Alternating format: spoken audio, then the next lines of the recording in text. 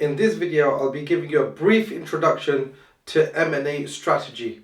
This is going to be a masterclass for you to understand where you might want to go when you want to go out and acquire businesses. Mergers and acquisitions is a strategy to go out there and purchase and acquire other businesses, product lines, assets to increase your wealth and your income, to improve your business through value creation.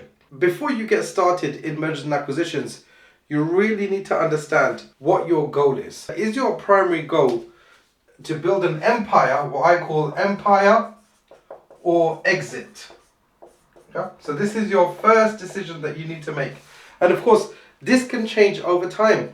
It doesn't mean that, for example, if you started out to say, right, I'm going to go out and I'm going to build something for exit, that you can't change your mind midway through your M&A journey and say, right, in fact, I'm going to build an empire instead of going out to exit, or vice versa. So what do I mean by empire? Exit is pretty straightforward. Empire, basically, I have coined that phrase to mean income. So when you go out and you choose to go and acquire businesses, you're going to be thinking to yourself, do I want to increase my income, or are you going out there to exit one day and to create wealth, right?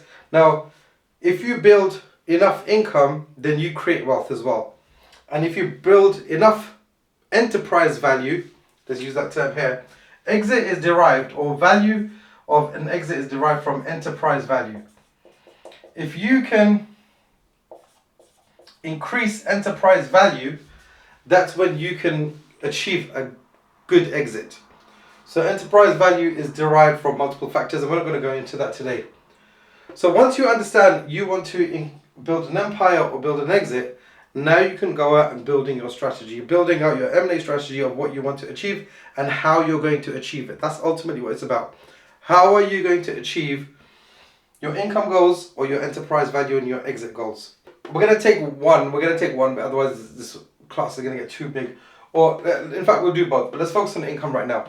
So let's say, for example, you're a business owner right now, you're doing 1.5 million revenue, about 200,000 in profit, and you want to increase your income. You understand that there's micro businesses, there's small businesses, mid-cap businesses. So now you need to decide, what level of income do I want to achieve over a long period of time? And for what period of time do you want to be active in the acquisition market? Now, generally speaking, once you start doing acquisitions, especially once you've done your first acquisition, it's like a drug. You can't stop doing them. Like, you have to do them. So take that from me, is a bit addictive.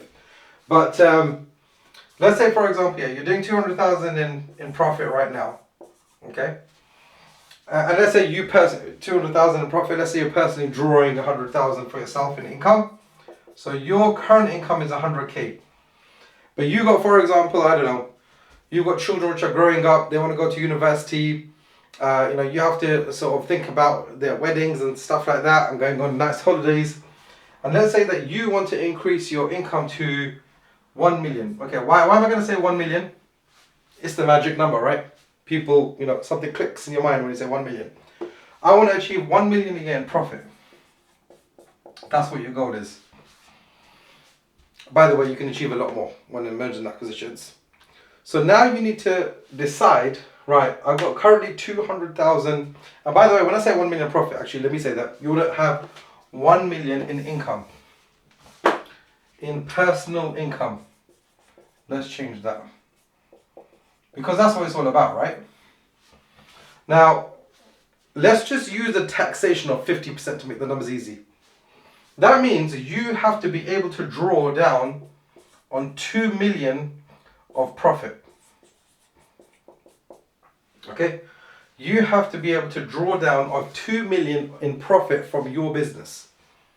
How are you going to achieve that? And let's say, for example, you don't mind waiting a little bit.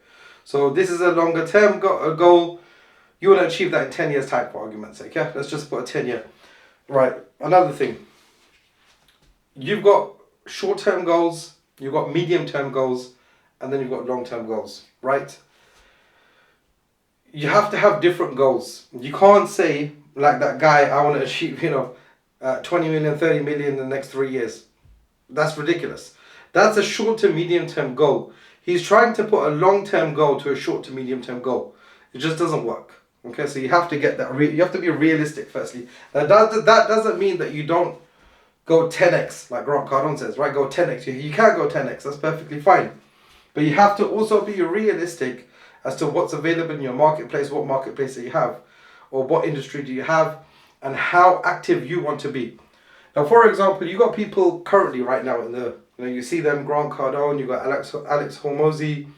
These guys are super active.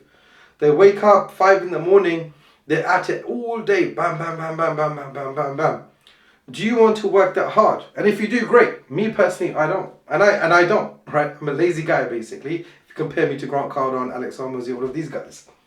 So you also have to think about the activity levels that you need. Now, one good thing about mergers and acquisitions, and probably accidentally realizing afterwards, is that you don't have to work super hard to achieve a lot. Okay, that's one of the best things about mergers and acquisitions, especially if you set it up correctly. So coming back here, you need to achieve 2 million in profit. Now, you have a business, have a good business mind. Yeah, have a good business mind.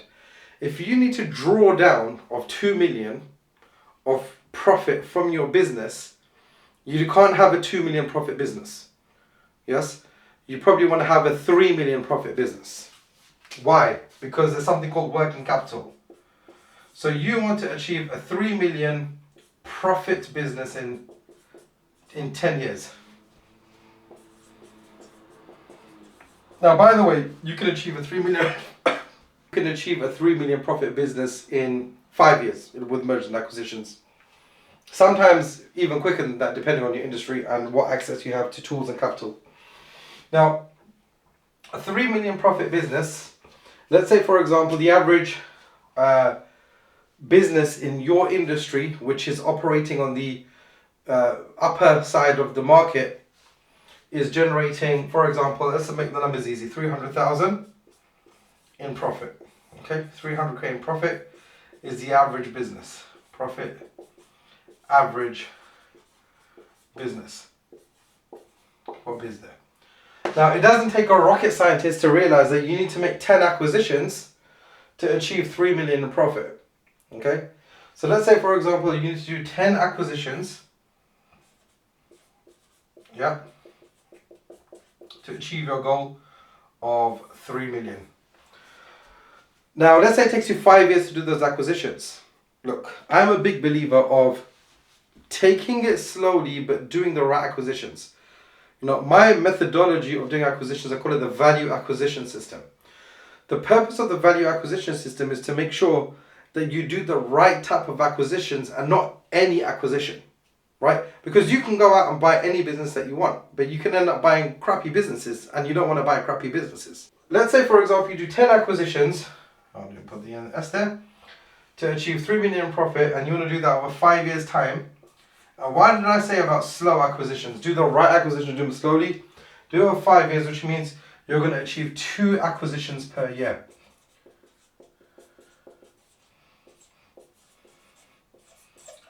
Yeah, that's if you average it out equally.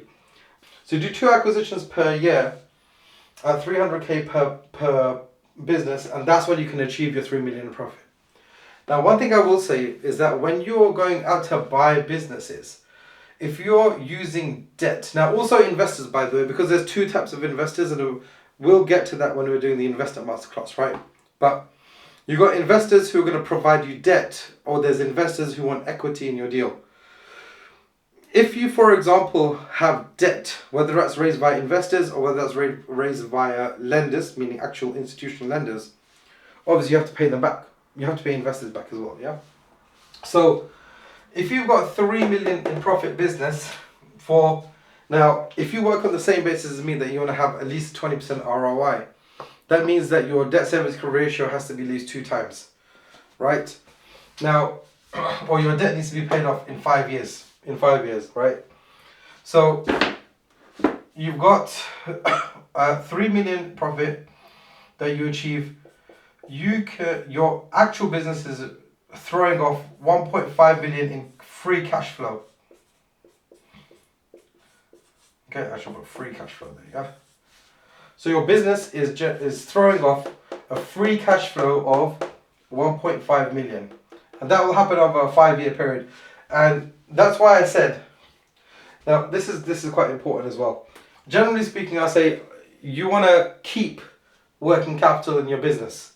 Okay, so you got 1 million in personal income, you got 1.5 million, which is achieved because of your debt service cover ratio. And we're not going to cover debt service cover ratio in detail right here. But let's say, for example, you got year 1, you got year 2, year 3, year 4, and year 5. Okay?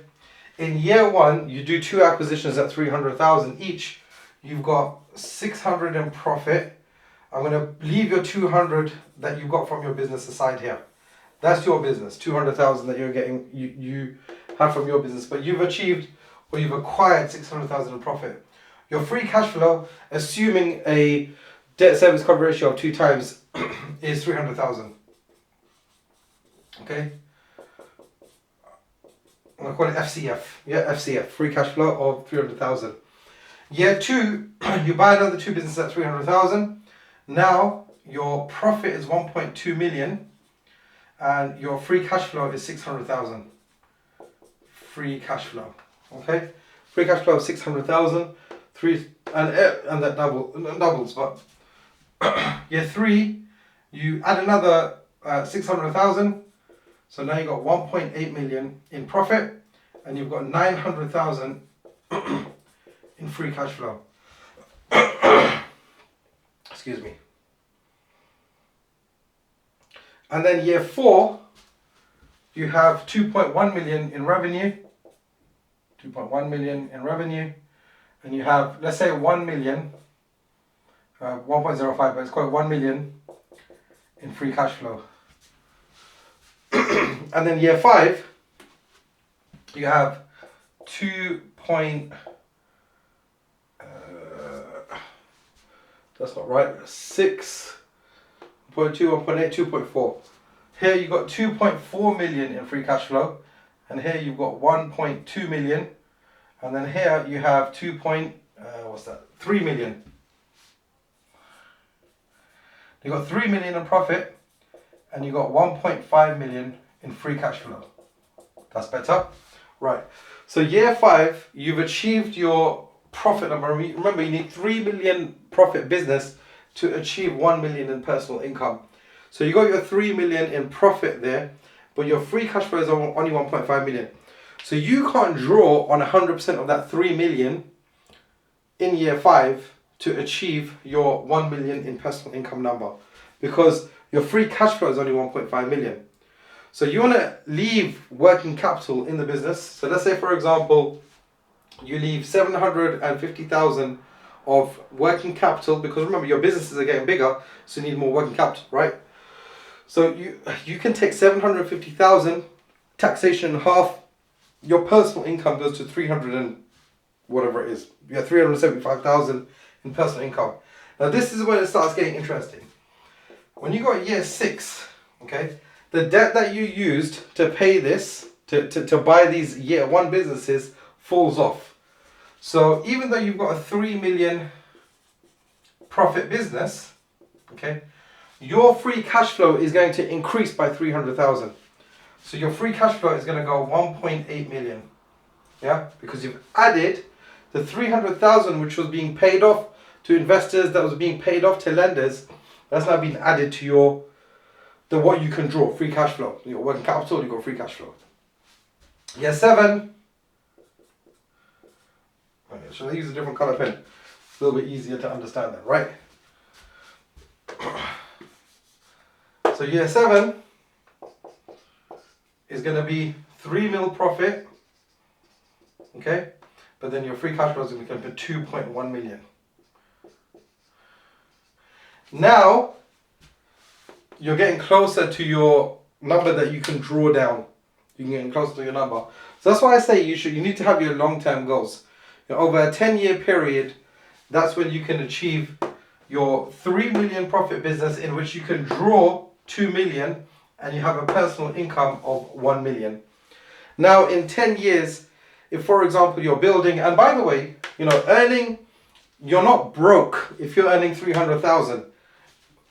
We haven't even added in what your business is doing right now. You've got 200,000 that you can draw on as well. Say 100,000 for working capital purposes, right? You're not broke if you're earning 600,000 a year. That's 50,000 a month, okay? You're not broke, or let's say for example you're drawing on 300,000 here. You're not broke. You're drawing on 450,000 here. You're not broke.